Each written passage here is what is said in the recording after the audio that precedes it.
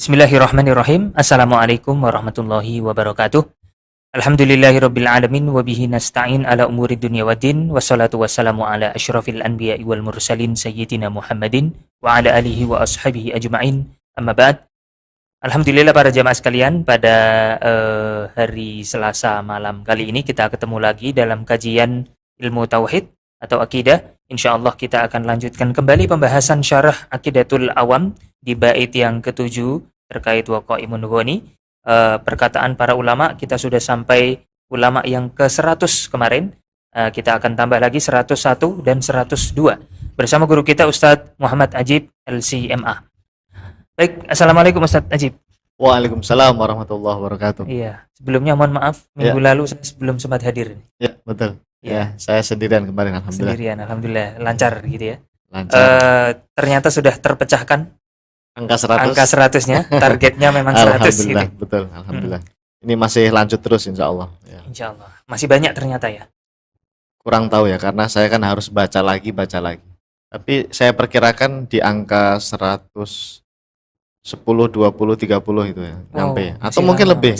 Karena kan harus baca kitab lagi. Ya, kalau sudah capek ya udah kita tutup. Ya, lanjut ke bait bukan bait berikutnya, masih ke bait 7 tapi poin yang berikutnya ya. Baik. Apa? Sifat wahdaniyah. Sifat wahdaniyah. Ya, betul ya. Waqaimun Ghani wa wahidun wahai. Itu Ya, betul. Ya. Mungkin ingin mukadimah dulu, silakan Ustaz. Ya, baik. Terima kasih Ustaz Syihab. Assalamualaikum warahmatullahi wabarakatuh. Bismillahirrahmanirrahim. Alhamdulillahil qadimil awwal bila bidayah. Al-akhiril baqi bila nihayah. Al-munazzahi anil jihati wal zamani wal makani wal jismiyah. Allahumma salli wa sallim wa barik ala sayyidina Muhammad wa ala alihi wa ashabihi wa man ihtada bihadyihi ila yaumil qiyamah. Amma ba'du. Subhanaka la ilma lana illa ma 'allamtana innaka antal alimul hakim. Allahumma anfa'na bima 'allamtana wa 'allimna ma yanfa'una wa zidna 'ilman nafi'a bi rahmatika ya arhamar rahimin. Amin. Baik jamaah yang dimuliakan Allah Subhanahu wa taala, alhamdulillah malam hari ini kita akan melanjutkan kembali pembacaan ibarah dari para ulama kita terkait Allah Subhanahu wa taala Maha ada tanpa tempat. Allah Subhanahu wa taala disucikan dari yang namanya tempat, disucikan dari yang namanya arah. Atau ini sebuah makna dari sifat qiyamuhu binafsihi wa qaimun ghani. Allah Subhanahu wa taala tidak membutuhkan segala sesuatu yang ada. Qiyamuhu binafsihi. Baik, kita baca langsung ke materi. Ustaz Syihab. Halaman berapa tadi? 374. Ya, jadi untuk malam hari ini jamaah ada dua ulama yang keduanya ini merupakan muridnya Syekhul Islam Al-Imam Al-Hafidh Ibnu Hajar Al-Asqalani. Bukan Ibnu Taimiyah. Bukan. Kan Syekhul Islam. Iya, Syekhul Islam kan banyak sekali. Iya. Jadi ini dua ulama nanti yang keduanya itu sama-sama pernah berguru dengan Imam Ibnu Hajar Al-Asqalani. Ya. Syekhul Islam Al-Imam Al-Hafidh Ibnu Hajar Al-Asqalani yang pensarah kitab Sahih Al-Bukhari. Nah, ini murid beliau ini, dua ulama ini nanti ya. Satu namanya Al-Imam Al-Biqai, pakai ain ini, Al-Biqai ya. Yang kedua nanti Al-Imam As-Sakhawi. Ya, Al-Imam As-Sakhawi. Ini ulama Syafi'i semua ini ya. Luar biasa. Luar biasa. Oke, baik.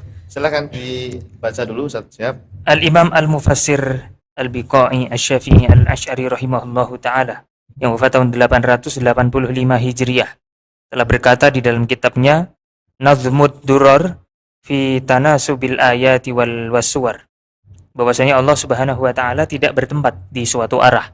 Oke, baik. Sebelum kita baca ibarah beliau, pertama siapa nama asli Al-Imam Al-Biqai? Disebutkan di dalam biografi beliau bahwa nama aslinya adalah Ibrahim bin Umar. Ya, Al-Imam Ibrahim bin Umar. Terus Al-Imam Ibrahim bin Umar. Masuk suaranya? Kalau saya sih masuk saja. Tidak tahu ini Satu. jemaah. Oke. Siap? Suara masuk? Cek. Oke. Baik. Putus dulu.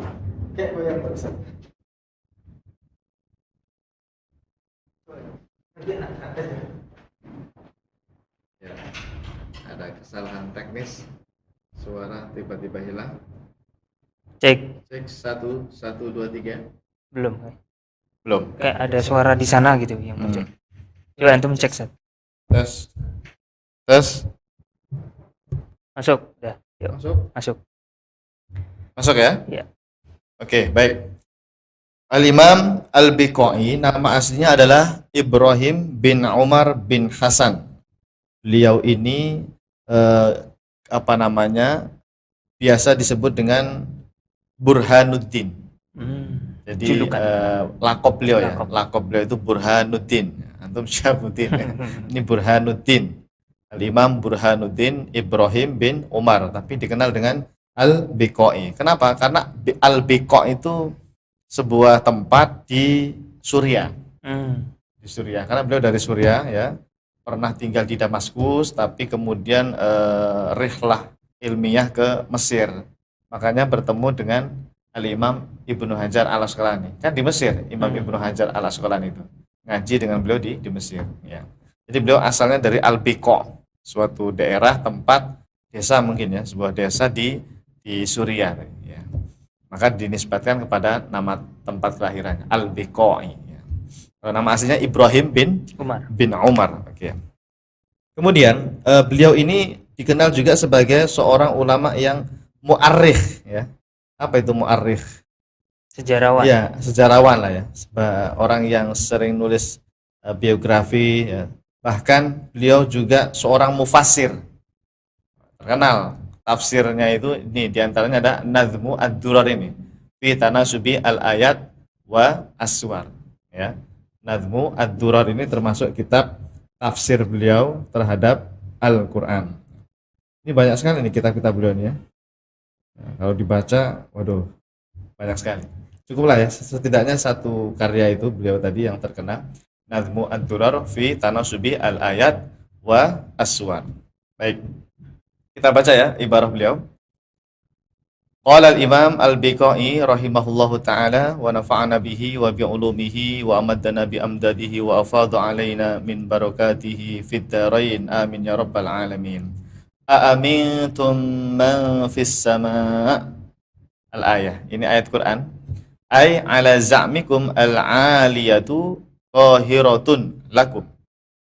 Awil makna minal malaikati al-ghiladhi asyidadi alladhi sarafahum fi masalihil ibad. Aw al-makna fi ghayatil ulu rutbatan. Fi ghayatil ulu rutbatan.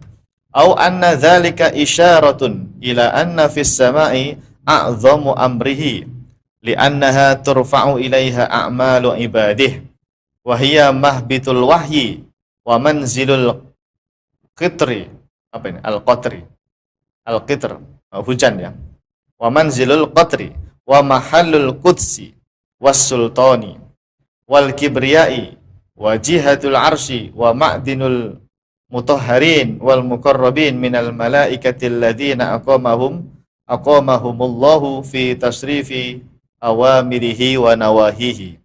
Walladzi da'a ila mithli hadha at-ta'wili as-sa'igh al-mashi ala lisanil Arab qiyamud dalili al-qat'i ala annahu subhanahu wa ta'ala laisa bimutahayyizin fi jihatin li'annahu muhitun fala yuhatu bihi. Oke, terjemahnya.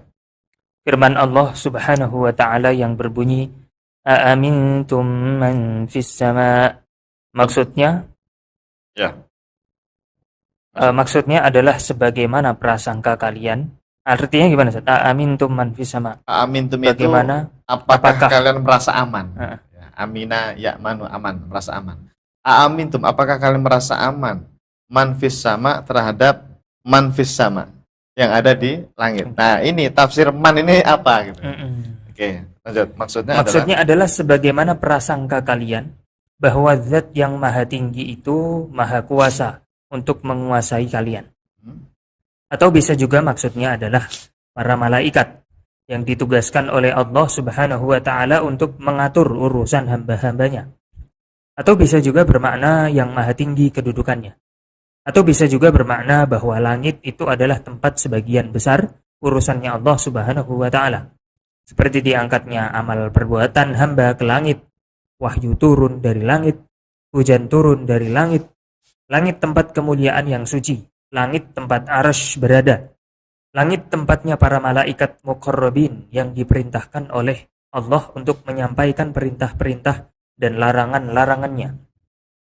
Jadi intinya ayat tersebut memang harus ditakwil dengan makna-makna tersebut.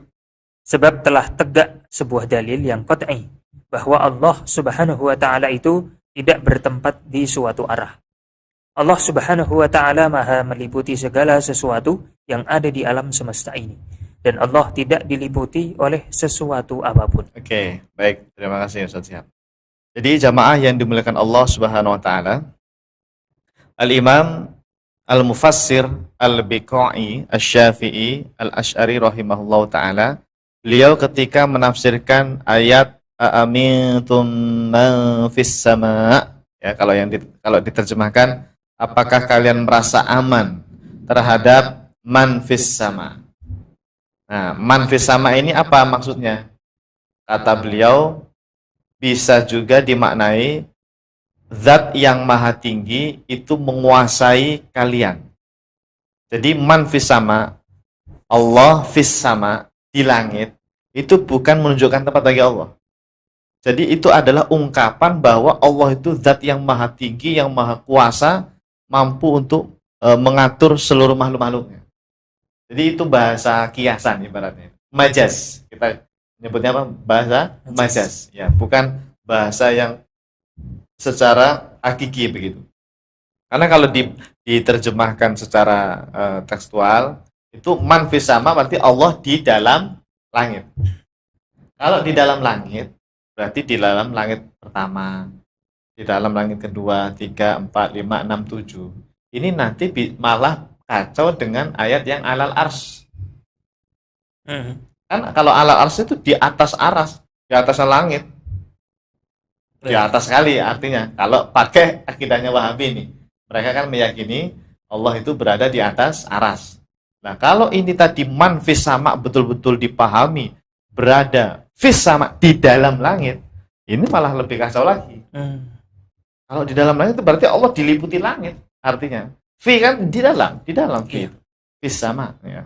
Tapi ya gini, Syekh Utsaimin itu beliau mencoba untuk mentakwil ayat ini juga. Kata beliau, fi ini artinya Allah, kata beliau. Nah, jadi jamaah ya, yang mentakwil itu tidak hanya Asy'ari sebetulnya. Mereka pun mentakwil. Coba dah Wahabi datangi mereka atau mereka suruh hadir, kita tanya, bagaimana Anda menerjemah ayat aamintum man fis sama? Jangan pakai takwil, jangan pakai apapun, gituin. Karena kalau diterjemahkan seperti versi mereka yang itsbat mana zahir, tekstualis itu, harusnya kan apakah aamintum, apakah kalian merasa aman man fis sama terhadap zat, man ini maksudnya Allah kan, terhadap Allah fis sama yang berada di dalam langit. Langit itu kan ada 1, 2, 3 sampai 7 itu. Kalau di dalam berarti ada yang lebih tinggi dari Allah gitu loh. Nah, ini membatalkan sifat al-ulu nanti. Begitu. Kalau pakai logika Wahabi seperti itu. Makanya Syekh Utsaimin itu beliau ya, supaya akidah beliau bisa diterima, itu fis sama tadi itu ditakwil sama Syekh Utsaimin. Kata beliau di kitab Majmu' Fatawa itu, kalau nggak salah ya, Majmu' Fatawa Warasail beliau, fi itu di mana ana. Ini namanya takwil, itu namanya takwil. Sudah merubah dari teks aslinya. Fis sama kok dipahami alas sama, nggak bisa. Gitu ya. Jadi pakai takwil juga gitu. Nah, jadi kembali lagi bahwa fis sama, man fis sama ini bukan betul-betul meyakini Allah itu di dalam langit, bukan. Maksudnya itu, ini langit itu ada tempat yang yang mulia, yang tinggi, ya, di mana Allah Subhanahu wa taala itu bisa menguasai siapapun dari manapun, ya.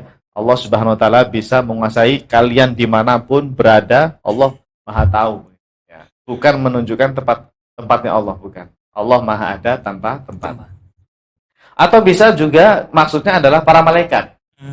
Jadi man fis sama ini, apakah kalian merasa aman? Man terhadap para malaikat fis sama yang ada di langit.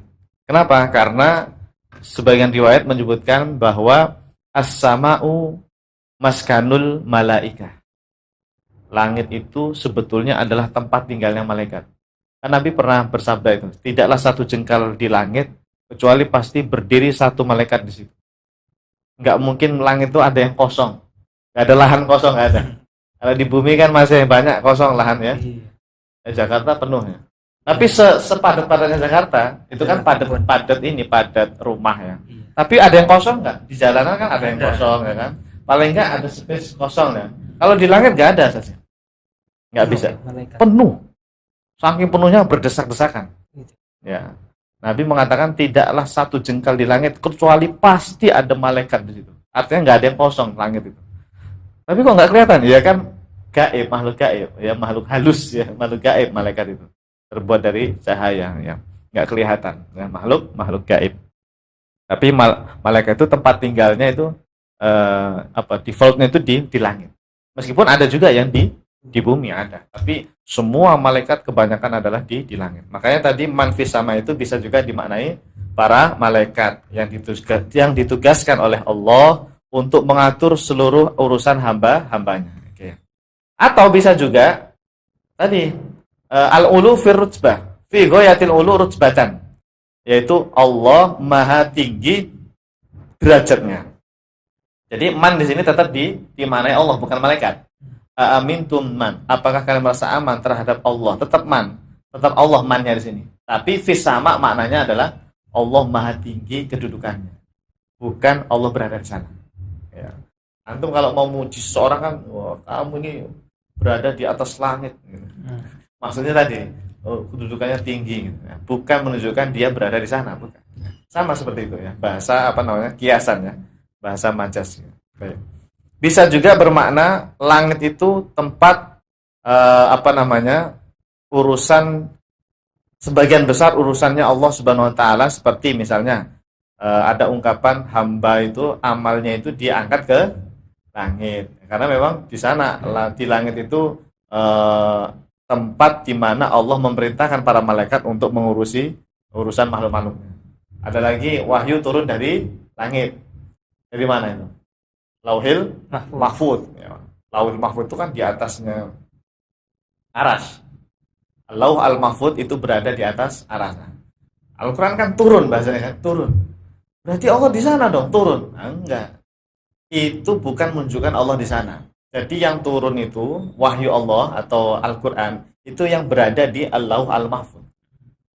Yang Allah letakkan, ya, wa doa al-kitab fi Al-Lauh al-Mahfud itu. Ada dalam hadis itu. Allah meletakkan sebuah kitab namanya Al-Lauh al-Mahfud di atas aras, alal arsy. Bukan menunjukkan Allah di sana, bukan. Karena Allah ada tanpa tempat, tanpa arah. Kemudian, nah, kenapa takwil-takwil itu dimunculkan? Ya, supaya apa? Karena ini intinya ayat tersebut harus ditakwil sebab makna-makna tersebut itu telah tegak sebuah dalil yang qat'i. Bahasa beliau apa tadi, ya? Qiyamud dalil al-qat'i. Apa qiyamud dalil al-qat'i? Ya, sudah pasti ada sebuah dalil yang sangat pasti. Artinya para ulama itu sepakat, ya, berdasarkan dalil-dalil yang qat'i bahwa Allah itu tidak menepati suatu arah. Laisa, apa bahasa beliau? Laisa bimutahayyizin fi jihatin. Tidak berada di suatu arah atau tidak bertempat di suatu arah. Nah, ini kalimat dari Al-Imam Al-Biqai. Allah Subhanahu wa taala itu muhitun fala yuhatu bihi. Allah Maha meliputi segala sesuatu, ya. Bukan Allah diliputi oleh sesuatu atau makhluk, enggak, ya. Oke, dah. Jadi yang penting di sini ibarahnya adalah annahu subhanahu laisa bimutahayyizin fi jihatin. Allah Subhanahu wa taala tidak berada. Mutayyiz itu berada. Tahayus atau haiz. Suatu benda berada di mana gitu, di suatu tempat, itu namanya mutahayyiz. Nah, Allah itu tidak seperti benda. Karena memang Allah bukan benda. Allah bukan jisim kan. Kalau dalam bahasa ulama itu Allah bukan jisim. Laisa kamitslihi syai'. Allah Maha ada tanpa tempat, tanpa arah gitu. Cukup. Langsung kesimpulan, siap. Pada keterangan di atas sangat jelas sekali bahwa Al-Imam Al-Biqai Asy-Syafi'i Al-Asy'ari rahimahullahu ta'ala secara tegas telah meyakini bahwasanya Allah subhanahu wa ta'ala maha ada tanpa bertempat di suatu arah. Ya, baik. Allah maha ada tanpa bertempat di suatu. Cukup satu aja. Sebetulnya tadinya mau saya tampilkan tafsir yang Ar-Rahmanu 'alal arsy istawa. Ya. Kan ini tadi bukan Ar-Rahmanu 'alal istawa, apa tadi ayatnya? Amintum man fis sama. Ya. Saya baca juga itu yang Ar-Rahman itu. Kalau beliau sikap terhadap ayat Ar-Rahmanu 'alal arsy istawa itu Imam Al-Biqai lebih ke takwil. Kata beliau Ar-Rahmanu 'alal arsy istawa ay akhadha bi tadbiri apa gitu. Saya agak lupa kalimatnya. Intinya istawa itu dimaknai oleh beliau mengatur aras. Mengatur aras yang segede itu aja diatur oleh Allah, apalagi yang makhluk yang lain, yang kecil-kecil termasuk manusia. Jadi istawa bukan bertempat, bukan bersemayam, tapi apa? Tadbir. Apa tadbir itu? Mengatur ya, yang ngurusin, mengatur, yang menjaga, yang mengurusi. Jadi beliau takwil, lebih ke takwil Imam Al-Biqai itu ya. Bukan tafwid mana beliau ya. Dan tidak masalah ya. Tidak masalah kan memang manhajnya ulama salaf itu dua. Bisa tafwid makna, bisa takwil. Oke. Nah, selanjutnya yang berikutnya Ustaz Syihab yaitu Al-Imam As-Sakhawi. Oh, ini muridnya Imam Ibnu Hajar yang juga alim sekali. Silakan. Al-Imam As-Sakhawi Asy-Syafi'i Al-Asy'ari rahimahullahu taala yang wafat tahun 902 Hijriah telah berkata di dalam kitabnya Al-Maqasidul Hasanah fi bayanil katsir min al-ahaditsil mushtaharah 'alal al-sinah. Ya, baik. Al-Imam As-Sakhawi ini nama aslinya adalah Syamsuddin Abul Khair Muhammad bin Abdurrahman. Jadi namanya Muhammad. Muhammad bin Abdurrahman. Gelarnya Al-Hafidh. Jadi Al-Imam Al-Hafidh As-Sakhawi. Seperti gurunya juga Al-Hafidh. Al-Hafidh Ibnu Hajar Al-Asqalani. Tapi gurunya Syekhul Islam. Dia enggak. Dia tidak Syekhul Islam. Lebih alim Ibnu Hajar berarti. Al-Hafidh Syamsuddin Abul Khair Muhammad bin Abdurrahman. Beliau lahir di Mesir, asli orang Mesir, dari sebuah tempat namanya Sakho. Ya, makanya dinisbatkan ke nama Sakho jadi As-Sakhawi. Kalau nama aslinya kan tadi Muhammad bin Abdurrahman. Ya, beliau dikenal sebagai Imam As-Sakhawi. Tapi meskipun dari Mesir, kata para ulama meninggalnya malah di Madinah. Ya, tuwfiya bil Madinah wa mata bil Madinah al-Munawwarah. Ya, mungkin pas haji atau pas umrah kali ya. Ya, beliau kemudian ziarah ke Madinah ya, meninggal di sana. Kemudian karya beliau ini banyak sekali Ustaz Syihab. Di antaranya tadi ya, Al-Maqasid Al-Hasanah fil ahadits fi bayani katsirin minal ahadits al-mushtaharah ala al-sinah. Jadi beliau ini mensara hadis-hadis yang sering apa dibaca orang, sering dibacakan oleh manusia, orang-orang ya, yang terkenal ya, mustaharah ala al-sinah ya. Ya, sering dibaca, ya, sering dibahas, itu disarah sama beliau ya. Nah, ini ada hadis salah satunya bunyinya begini. Kita baca ya langsung ya. Hadis law annakum dallaitum bihablin ilal ardi as-sufla lahabata 'ala Allah. Ini kalau diterjemahkan apa? Seandainya kalian menjulurkan tali ya. Nanti ada terjemahnya nanti. Wa fassara ba'du ahli ilmi hadzal haditsa wa qalu innama habata 'ala ilmillahi wa qudratihi wa sultanihi wa ilmullahi wa qudratuhu wa sultanuhu fi kulli makan wa huwa 'alal 'arsy kama wasafa fi kitabih. Ini hati-hati nih. Wa huwa 'alal 'arsy kama wasafa fi kitabih. Nanti terjemahnya kita lihat. Wa kadza qala syekhuna Ma'nahu anna ilmallahi yashmulu atau yashmalu jami'al aqtar wa taqdiru lahabata ala ilmillah. Wallahu subhanahu wa ta'ala munazzahun 'anil hululi fil amakini wa innahu subhanahu wa ta'ala kana qabla an tahdutsa al amakinu. Artinya hadis terkait sabda Nabi Shallallahu Alaihi Wasallam yang artinya, seandainya kalian menjulurkan tali ke dalam bumi yang paling bawah, maka tali tersebut pasti akan jatuh di atas Allah.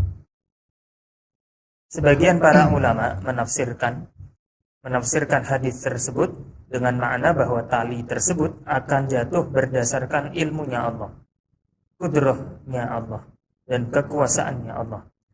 Karena memang ilmunya Allah dan kudrahnya Allah, kudrah itu kemampuan gitu ya, atau tidak boleh diterjemahkan. Maksudnya bisa. Kemampuan, kekuasaan ya. Itu mencakup seluruh tempat. Adapun Allah Subhanahu wa taala istawa atas arsy sebagaimana firman-Nya. Dan begitu pula Syekhuna Al-Imam Ibnu Hajar Al-Asqalani pernah berkata, maksud dari hadis tersebut adalah ilmunya Allah atau pengetahuannya Allah itu mencakup segala sesuatu yang ada. Allah Subhanahu wa taala itu maha suci dari bertempat di suatu tempat. Sebab Allah Subhanahu wa ta'ala maha ada sebelum diciptakannya tempat. Masya Allah. Baik, kita jelaskan satu persatu ya kalimat dari Al-Imam As-Sakhawi. Jadi berangkat dari sebuah hadis jamaah. Ini kalau tidak salah itu riwayat Imam Tirmidzi hadis ini. Atau di hadis di kitab hadis yang lain mungkin ada ya. Bahwa Nabi Shallallahu Alaihi Wasallam itu pernah bersabda, "Lau annakum dalaitum fi hablin ilal ardi sufla." Lahabato Allah. Seandainya kalian itu menjulurkan tali ke dasar bumi yang paling bawah, al-ard as-sufla. Lahabato Allah. Tali itu akan jatuh di atas Allah. Ini kalau diterjemahkan secara tekstual. Karena bahasanya lahabato Allah. Ya, nah ini kalau dipahami secara zahir berbahaya juga kan. Sebagaimana orang yang memahami Ar-Rahmanu 'alal arsy istawa secara zahir juga itu salah besar, berbahaya itu ya. Lahabatu 'ala Allah di sini maknanya kata para ulama itu maksudnya tali itu jatuh berdasarkan ilmunya Allah. Lahabatu 'ala Allah itu berdasarkan ilmunya Allah, pengetahuan Allah, kudrahnya Allah. Artinya tali itu nggak mungkin bisa jatuh kalau Allah tidak menghendaki, kalau Allah tidak menghendaki dia jatuh. Pasti yang namanya segala sesuatu terjadi ya, segala sesuatu terjadi itu pasti karena kehendak Allah. Karena kudrahnya Allah, karena ilmunya Allah. Nggak mungkin ada sesuatu nih bergerak, Allah nggak tahu gitu misalnya. Atau Allah tidak menghendakinya. Nggak mungkin saja. Semuanya, termasuk gerakan kita. Semua, af'alul ibad istilahnya. Semuanya itu adalah diketahui oleh Allah, dikehendaki oleh Allah, dan itu berdasarkan kudrah dari Allah SWT. Kalau Allah tidak memberikan kemampuan kepada makhluk itu, nggak bisa gerak. Nggak bisa. Ada pohon di luar, ada daunnya. Daun itu kalau kena angin bergerak. Itu ketika daun itu bergerak, itu Allah tahu, dan Allah yang menghendaki dia bergerak, dan dengan kudrahnya Allah dia bergerak. Karena kalau tidak berdasarkan kudrah atau ilmunya Allah atau kehendak Allah, nggak mungkin dia bergerak. Kalau orang murtad, kehendak Allah. Iya, kehendak Allah. Tapi kehendak Allah yang tidak diridhoi. Iya. Jadi begini, nanti ada pembahasan namanya iman kepada takdir, qadha dan qadar. Ahlus sunnah wal jamaah itu meyakini seluruh perbuatan manusia atau makhluk ya, itu adalah ciptaan Allah, dikehendaki oleh Allah. Tapi kehendak Allah ini ada yang diridhoi oleh Allah, ada yang tidak diridhoi. Nah, termasuk tadi yang kalau orang kafir itu kehendak Allah, tapi kehendak Allah yang tidak diridhoi. Jadi ini beda. Kalau kita bahas Allah itu tidak boleh dikiaskan dengan manusia. Kalau kita kan menghendaki sesuatu itu karena mau, karena suka, gitu kan biasanya. Kalau Allah nggak begitu. Semua ini terjadi kehendak Allah. Termasuk maksiat, termasuk perbuatan kekufuran. Itu yang menciptakan siapa itu? Allah. Apa dia maksiat muncul sendiri? Enggak, itu semuanya perbuatan Allah. Dalam artian Allah yang menciptakan itu. Tapi ketika manusia itu tadi berbuat maksiat, berbuat kekufuran, itu tidak diridhoi oleh Allah Subhanahu wa taala. Makanya mereka diminta pertanggungjawaban nanti manusia yang kufur itu. Begitu. Nah, kembali lagi, jadi tali tadi yang jatuh di atas Allah itu maksudnya tadi dia jatuh berdasarkan ilmunya Allah, kehendak Allah, kudrahnya Allah atau kekuasaannya Allah Subhanahu wa taala. Baik. Kemudian yang berikutnya, yang kedua, tadi ada kalimat wa huwa mana? Innama habata ala ilmihi wa qudratihi. Sudah. Wa ilmullahi wa qudratuhu wa sultanuhu fi kulli makan. Bahwa ilmunya Allah, kudrahnya Allah dan kekuasaan Allah itu di fi kulli makan apa artinya? Semua Tempat. tempat. Ini maksudnya bukan sifat Allah berada di mana-mana, bukan. Sifat Allah ya qaimah bidzatillah. Ini maksudnya itu atharuhu gitu. Bahwa ilmunya Allah ya, ta'alluqnya itu mencakup seluruh makhluk. Allah Maha mengetahui, Allah Maha mengendaki, Allah Maha kuasa atas segala sesuatu. Itu ungkapan dari wa ilmullahi wa qudratuhu wa sultanuhu fi kulli makan. Bukan sifat Allah itu mencar di mana-mana, bukan. Bukan itu ya maksudnya, bukan seperti itu. Makanya banyak yang salah paham kadang-kadang memahami teks-teks seperti ini. Makanya ini ada kalimat wa huwa ala arsy. Allah di atas aras. Nah, ini harus benar cara memahaminya. Kenapa? Kama wasofa fi kitabihi, sebagaimana Allah mensifati dirinya di dalam Al-Qur'an. Berarti maksud beliau itu Ar-Rahmanu 'alal arsy istawa. Yang cara memahaminya itu bukan berada di sana. Ya, Pak, kembali lagi ke metode yang tafwid mana dan ta'wil. Jadi wa huwa 'alal arsy ini jangan kemudian dipahami Allah betul-betul berada di atas arsy, bukan. Bukan seperti itu ya. Ungkapan seperti ini itu menunjukkan beliau bahwa beliau ini meyakini Allah istawa atas aras sebagaimana dalam Al-Qur'an memang begitu. Buktinya begini, kalau nggak percaya buktinya. Qala syekhuna. Nah, beliau manggil gurunya itu syekhuna. Qala syekhuna. Siapa di sini syekhuna? Al-Imam Ibnu Hajar Al-Asqalani. Bahwa makna hadis tadi ya, makna hadis tersebut adalah ilmunya Allah atau pengetahuan Allah itu mencakup segala sesuatu yang ada. Allah Subhanahu wa taala itu maha suci dari bertempat di suatu tempat. Munazzahun anil hulul. Hulul itu bertempat. Halla yahullu. Hulul fil amakin di tempat-tempat. Enggak. Jadi Allah bukan di mana-mana. Kemarin tuh ya, bukan kemarin, baru tadi pagi Ustaz Siap. Ada komentar di YouTube kita atau channel mana gitu. Saya lagi ceramah di YouTube gitu, di-upload seseorang. Terus ada komentarnya ini Ustadz ini ngajarin Allah ada di mana-mana. Antum gitu. Iya. Jadi ini banyak yang salah paham memang. Bahkan sebagian Wahabi di zaman sekarang itu mengira begitu. Bahwa Asy'ari, ulama Asy'ari meyakini Allah ada di mana-mana. Ini salah besar nih jamaah ya. Kita tegaskan ya bahwa Asy'ari itu bukan meyakini Allah di mana-mana. Allah ada tanpa tempat. Tanpa tempat itu bukan terus desainnya ada di sana ada, bukan. Itu Allah ada di mana-mana namanya. Allah ada tanpa tempat sama ungkapan Allah ada di mana-mana itu dua hal yang berbeda. Kalau Allah ada di mana-mana itu akidahnya Jahmiyah, Mu'tazilah. Mu'tazilah, Jahmiyah memang meyakini seperti itu. Allah itu ada di mana-mana. Di sini ada Allah, di sana ada Allah. Di semua tempat ada Allah. Zatnya Allah berada di setiap tempat. Itu bukan Asy'ari ya jemaah ya. Itu akidah siapa? Mu'tazilah atau Jahmiyah juga meyakini seperti itu. Kalau Asy'ari jangan dituduh seperti itu ya. Anda ini menuduh ulama namanya, tidak boleh itu. Berdosa Anda ya, menuduh-nuduh seperti itu. Yang kita sampaikan ini ulama Asy'ari mereka meyakini bahwa Allah Maha ada tanpa tempat. Artinya tidak bisa dibayangkan Allah itu. Yang penting kita itu berkeyakinan Allah itu bukan benda, bukan sesuatu yang menempati suatu tempat. Udah gitu aja. Lalu seperti apa Allah? Nah, itu sudah di luar akal kita. Yang penting itu sikap kita itu tanzih gitu. Yang paling penting dalam akidah itu sikap kita tanzih, mensucikan Allah dari menyerupai makhluk. Itu sudah aman. Untuk hakikat Allah kan tidak ada yang tahu. Ya, la ya'rifullaha 'alal haqiqati illallah. Tidak ada yang tahu hakikat Allah kecuali hanya Allah. Yang penting tugas Anda itu mensucikan Allah gitu loh. Jangan sampai menyamakan Allah dengan makhluk. Makanya dikatakan Allah ada tanpa tempat, tanpa arah, tanpa bentuk, tanpa ukuran, tanpa rupa. Ya tadi berangkat dari dalil laisa kamitslihi syai' wa lam yakul lahu kufuwan ahad gitu. Jadi sebatas itu. Allah ada tanpa tempat. Sudah, berhenti di situ. Kadang-kadang orang kan bertanya, terus di mana? Loh, Anda ini bertanya mala kaifiyata lahu. Anda bertanya kaif ini namanya. Padahal Allah itu bila kaifin gitu. Itu sudah di luar akal kita, berhenti di situ.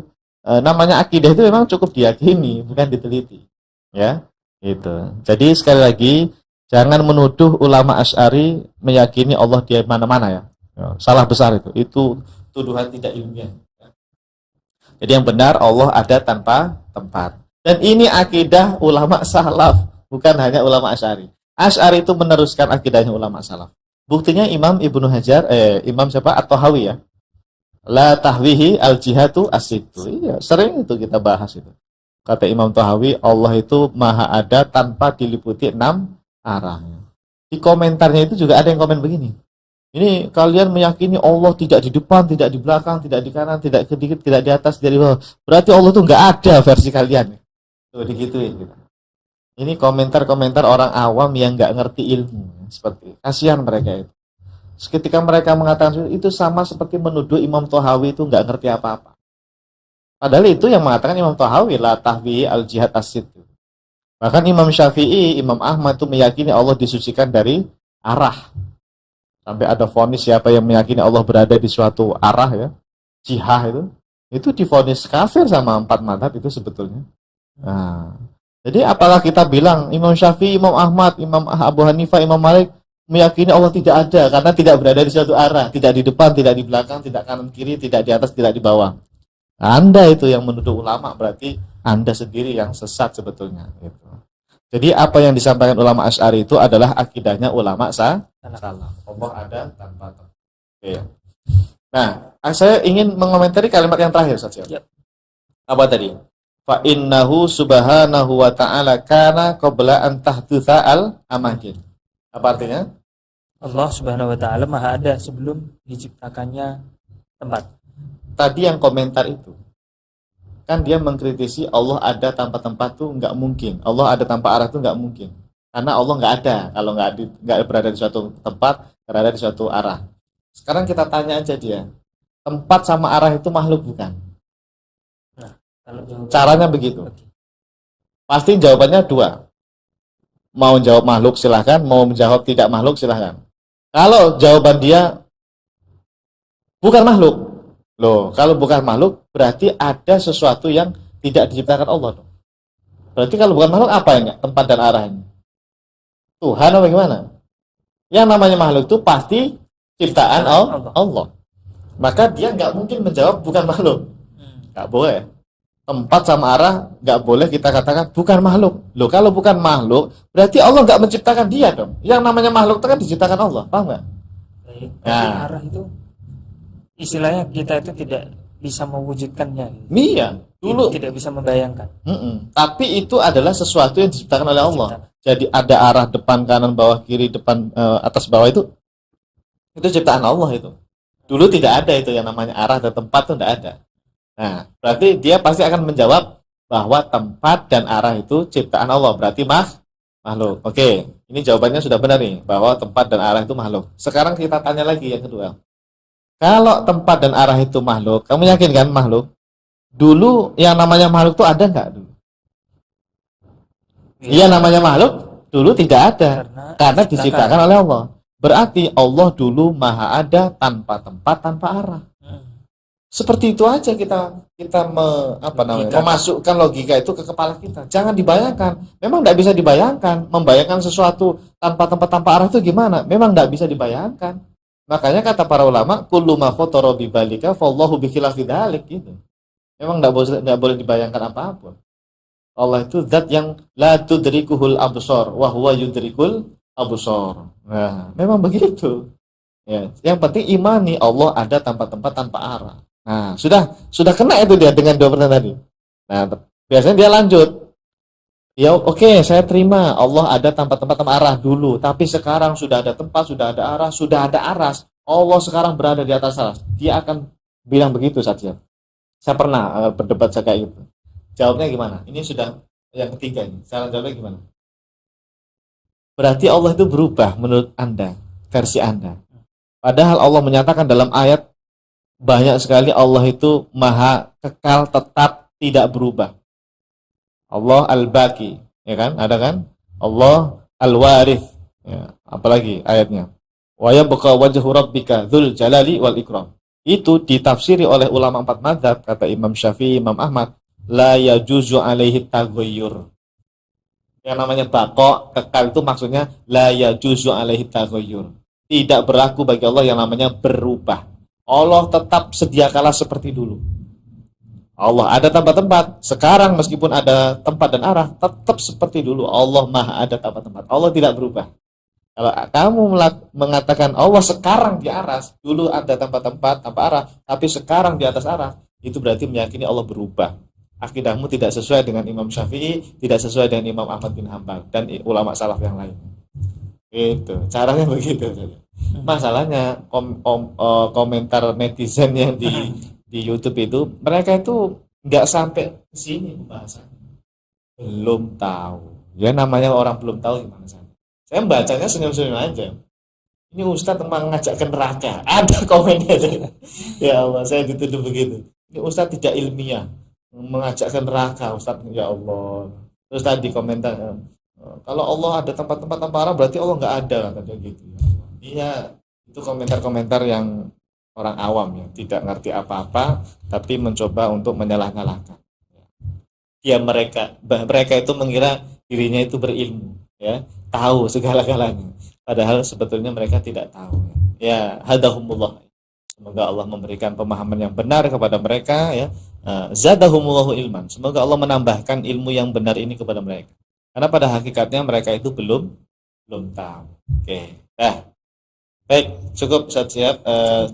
Kesimpulan berarti pada keterangan di atas. Pada keterangan di atas sangat jelas sekali bahwa Al-Imam As-Sakhawi Asy-Syafi'i Al-Asy'ari rahimahullahu taala secara tegas telah meyakini bahwasanya Allah Subhanahu wa taala Maha ada tanpa tempat. Ya, meskipun tadi itu kalimatnya guru beliau ya. Wala syekhuna kan ya. Tapi kan beliau sama akhirnya dengan guru beliau. Menandakan ya, sama. Betul. Ya. Dan tidak membantah di kitab ini, tidak membantah. Karena memang akidah salaf seperti itu. Allah Maha Suci dari bertempat di suatu tempat. Allah ada tanpa tempat. Baik, cukup siap untuk malam hari ini sedikit ya ibaratnya. Yang penting kan kita punya bukti kuat ya dari Imam Al-Biqai, kemudian dari Imam As-Sakhawi dan yang lainnya, karena memang ibarah itu yang kita butuhkan. Bukti kitab bahwa ulama salaf itu generasi sepanjang zaman, generasi para ulama ini meyakini Allah ada tanpa tempat. Wallahu a'lam bishawab. Ada pertanyaan atau langsung tutup? Ini dari jamaah mungkin. Nanti kalau ada pertanyaan kita copy paste, kita simpan di pertemuan berikutnya insyaallah. Kita cukupkan sampai di sini Ustaz. Terima kasih juga Ustaz dan jamaah sekalian. Kita tutup sama-sama dengan bersama membaca doa kafaratul majlis. Subhanakallahumma wa bihamdika asyhadu an la ilaha illa anta astaghfiruka wa atubu ilaik. Wassalamualaikum warahmatullahi wabarakatuh. Salurkan infak terbaik Anda untuk Rumah Fikih Indonesia melalui Bank Syariah Indonesia dengan rekening 33